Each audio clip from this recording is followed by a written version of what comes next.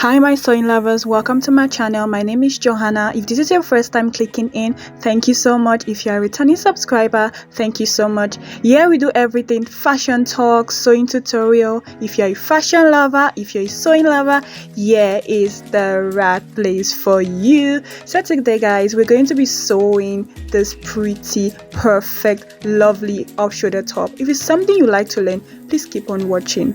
Let's get to it. So guys, for this tutorial I'll be using this fabric called Barbie. Yes guys, you heard me right. I mean Barbie, like Barbie girl, Barbie doll. Yes, it's a very nice fabric. It has a very nice texture and it's slightly stretchy. I got 1 meter for this project and that is perfect. And I also got 3 meters for the soft twill. And for my stretch lining, which is called triloba, I got 1 meter. And I have my tape measure.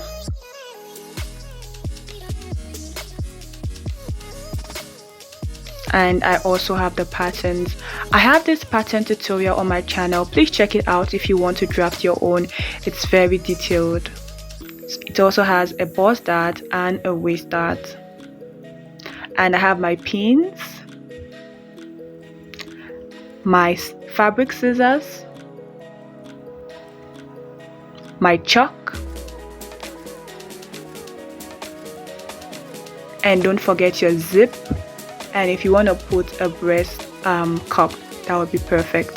So next I folded my fabric into a fold and I placed the front on the fold and I place the back on the grain line. So I'm gonna cut 1 for the front on the fold and 2 for the back.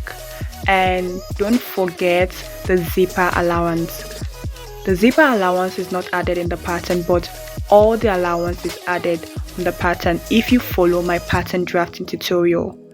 So I added all my allowance, that is my hem allowance, my side seam allowance, my neck allowance, and my armhole allowance if you follow my tutorial. So right now I'm just cutting out the main fabric. So I started with the main fabric, that is my Barbie fabric.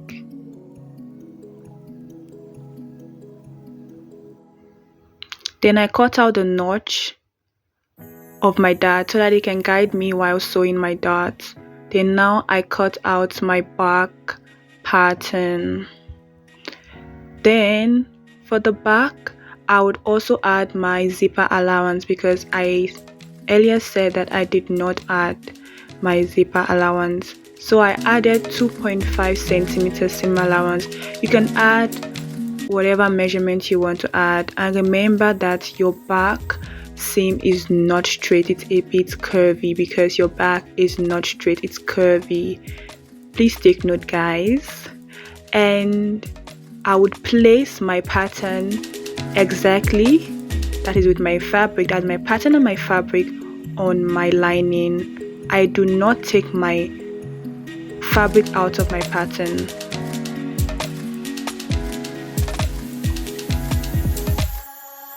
But make sure you lay your lining flat so that it doesn't make any bubble under your fabric. It's always happen. So guys, please take note.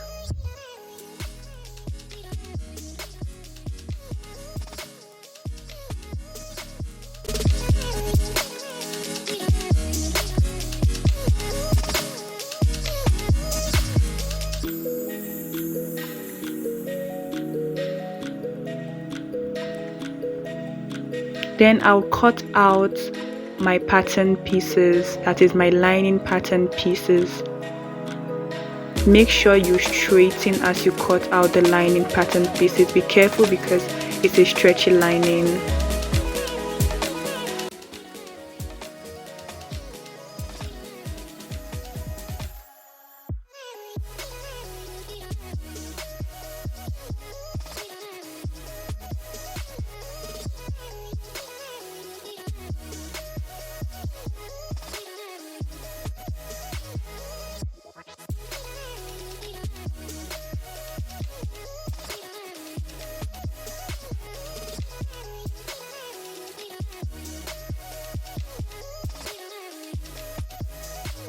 So now I will transfer my dart to my fabric.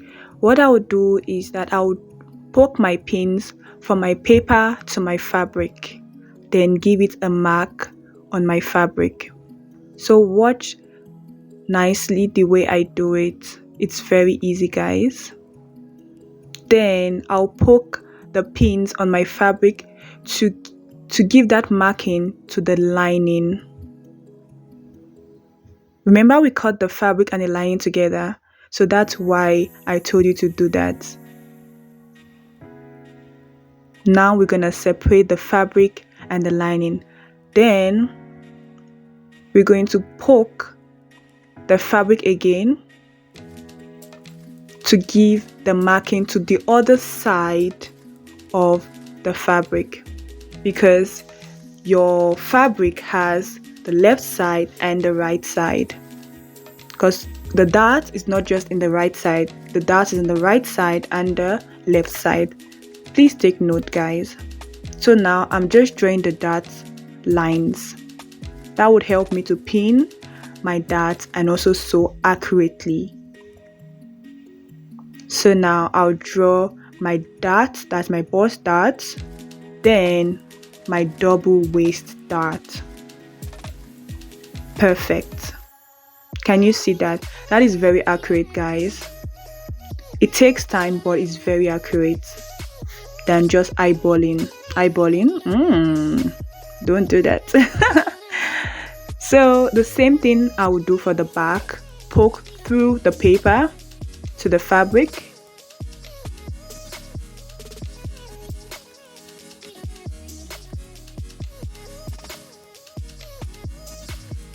But make sure you do it in the four corners, so that is the top, the two side, and the bottom dart.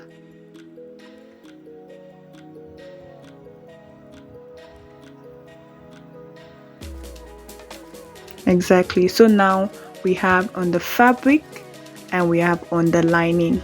So now we can use our ruler now to draw the dart.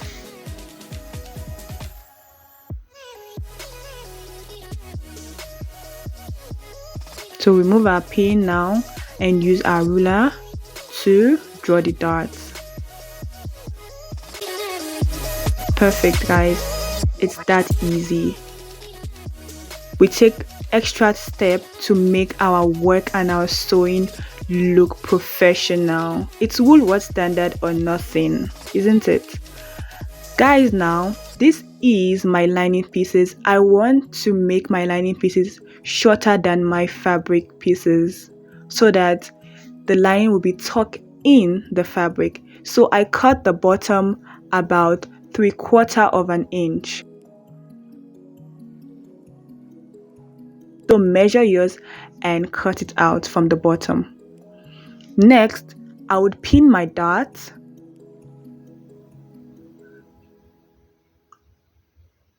So make sure you're pinning it in the middle. Pin it, that is from the bottom to the top. So I started with my waist dart, as my double waist dart. So I'm done with the left side, then I'm going to the right side now. I started from the middle, then to the top, then to the bottom. Then I work my way up. Then I go to my bust dart.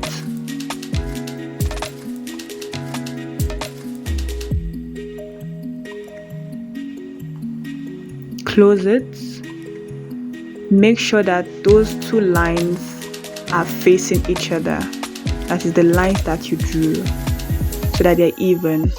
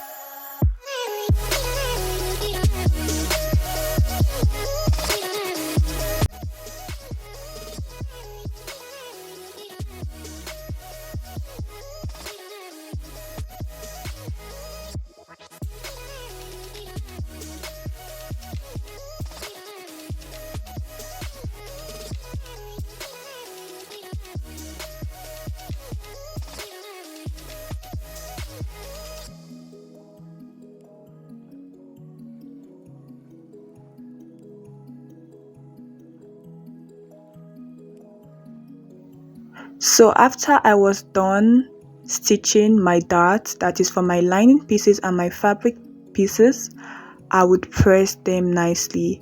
For my waist dart, I would press my dart facing the side seams. Please don't forget that. And for my bust dart, I'll press them facing down. Then guys, please fuse your zipper allowance. Just about 2.5 or 3 centimeter strap on your zipper allowance. That will make your zip firm, and when you fix your zip and wear it, it would look nice and it will stay flat on your body. And also if you use this technique of removing your zip bulge.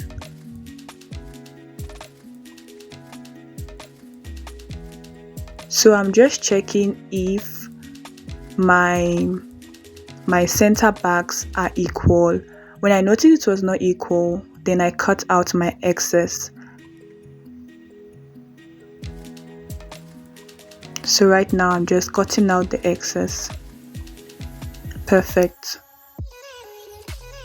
Guys, the zip I bought was, oh my god, extra long. And I bought an open end zip, guys. I think I've mentioned that an open end zip is a zip that separates at the end so that you can be able to wear your top, because this top doesn't have like a skirt attached, so you need to be able to separate the top so that when you want to wear it, you can wear it comfortably. Perfect. So right now what I would do for my zip is that I would shorten it. So those hook at the end, I would place it to where my zip, that is my center back length is. So if your center back length is about 50 centimeter, you would measure your zip and place those hook where your zip is, if you understand me, guys. Yeah. So now the zip are nicely inserted, like it's flattering, guys. It's flattering. You know, when you set a zip nicely, you would know, because it will look very flattering, and I did it so well.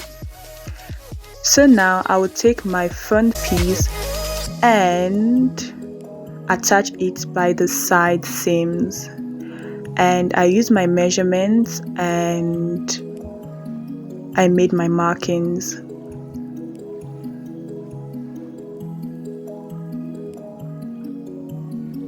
So make sure you use your measurement or that of your client or whoever you're making the dress for,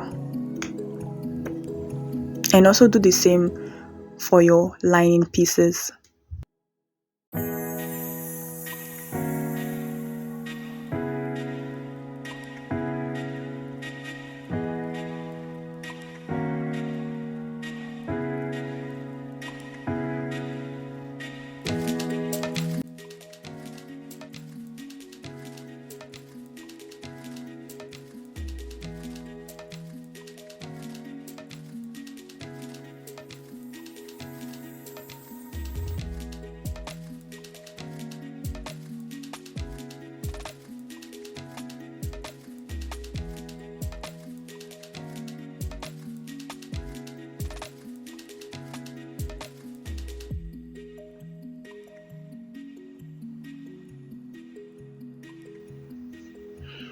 And guys, if your allowance are too wide, your blouse would not sit well outside. It wouldn't look well outside, so you have to make your allowance a bit narrow because it's a curved seam.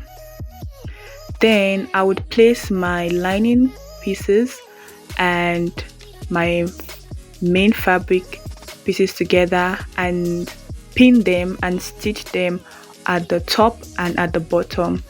So guys, stitch them at the top part, so all around the neckline, the armhole, and the neckline for the back, and also the hem line, stitch all around from the front to the back. Just stitch a straight stitch all around.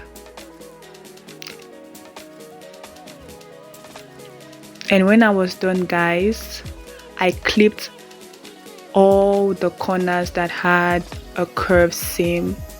I just clipped a bit, but be careful so you don't clip the seams or where you have sewn.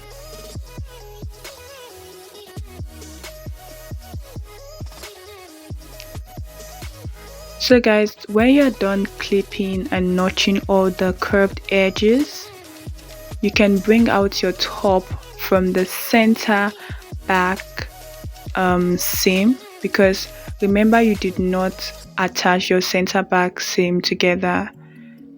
You can bring out everything from your center back seam. You can bring out all the pointy edges, make everything look nice from the center back seam. Now can you see our top is looking nice? It looks so nice. Look, it looks so cute, guys. It looks very small, but it's my size. Then I'm actually just checking on the waist. The waist is about 28, which is perfect. My waist is about 29, 28, but yeah, I think 28 is perfect for now. So I'm doing the final press to give this my top the best of the best, the Woolworth standard. You get what I mean, guys? Press it nicely, press the seams, make it relax, the pointy edges, press it nicely, steam it.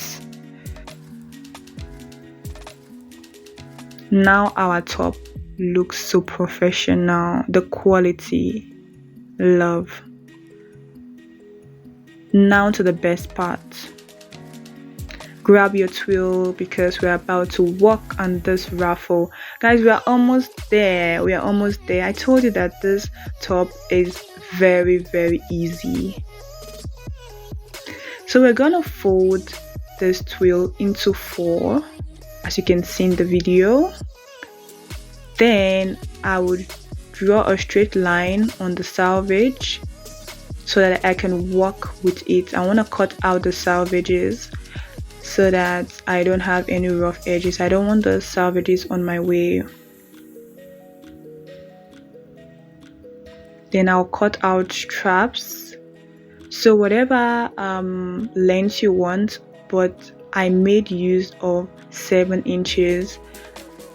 I made this kind of top for my client and I made use of 8.5 and it also worked. But I think she was size 10 or 12, so it depends on your size. But 7 inches worked for me. So it depends on the kind of drama you want. If you want more stairs, you can do 11. You can do 12. The ruffles will be on your face. I can imagine, guys. I can't wait to see what you guys created. Please send me a DM of your work or send me pictures of your work. I would love to see, or tag me. I would love to see what you created. Also on the princess seam, I would also like to see.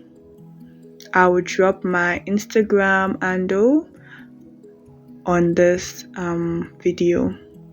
I'll create another Instagram page for this sewing soon, coming up soon. So right now I cut out straps and I think I add about 7 straps. So I joined them together. So there were a lot, guys. I joined them together seam by seam.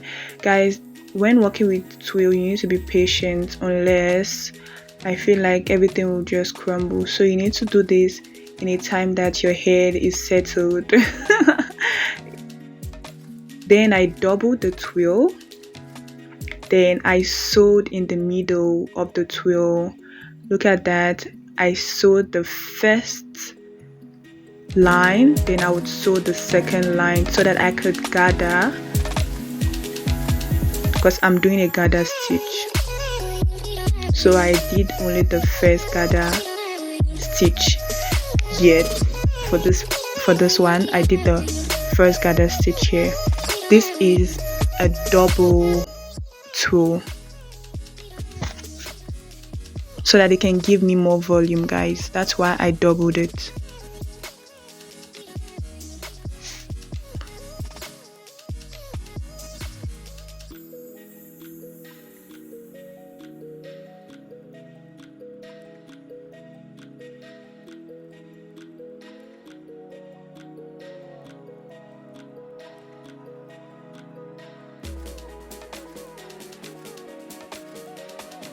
I'm done making the gather stitch, and now I would pull the gather thread so that I can make those ruffles. Remember, you're going to make 2 stitch at the middle of this ruffle. Guys, you need the patience. Just take your time. At the end of the day, you'd see the end of this tool. I promise you guys, when I was doing this, I was like, oh my god, this tool doesn't want to finish. And do you know what happened, guys? My bobbin thread finished. I almost cried. That was like, oh my god.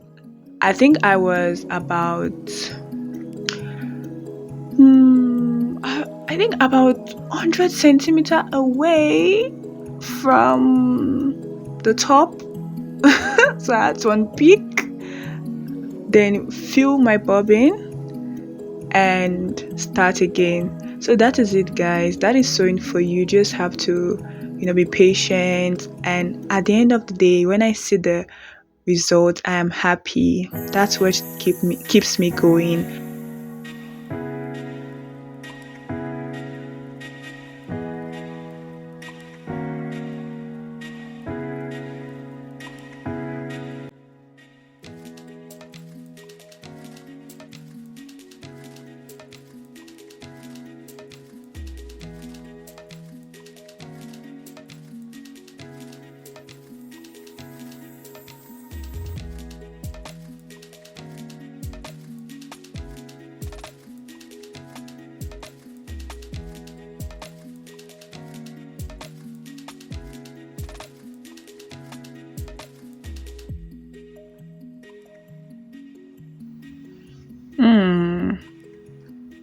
Look at that, guys. I'm done.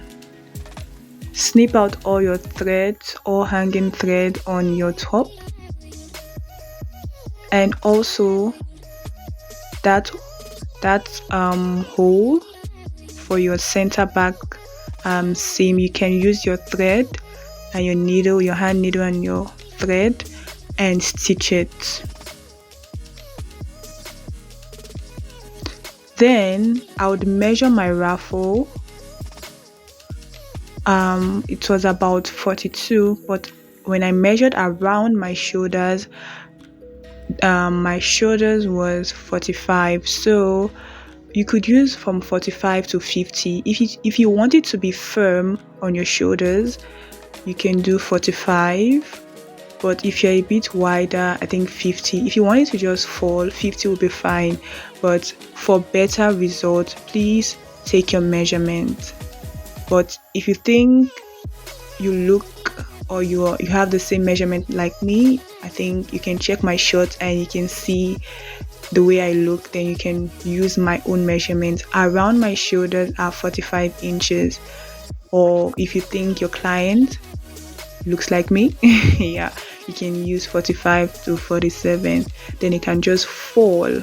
Then it's too tight. When it's too tight, it doesn't look nice. So you need to make sure that it's either it falls or it sticks.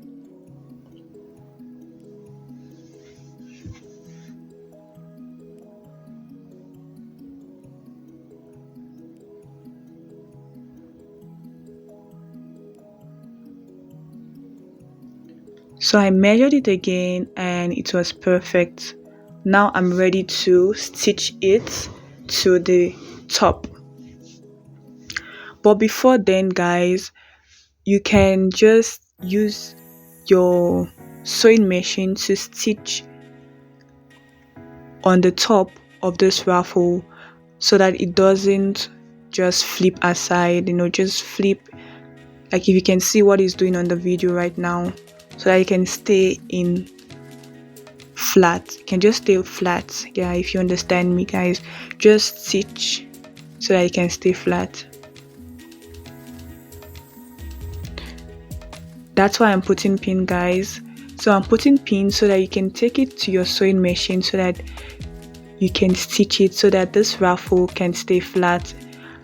I know that when you stitch it, it's still going to move, but it will help so that it stays in place.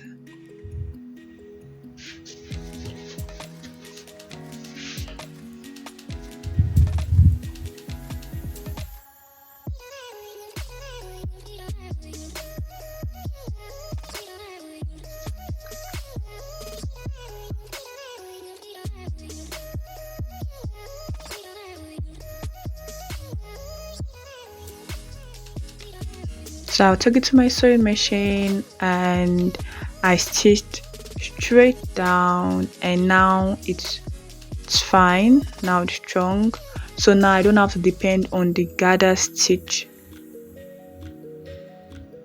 Now it's a very strong stitch that is holding the raffle, not the gather stitch, because the gather stitch is being pulled. So when you rely on that, it doesn't work. So now I'll be joining my raffle to my top. So watch as I do it, placing the middle of my raffle to the middle of my top.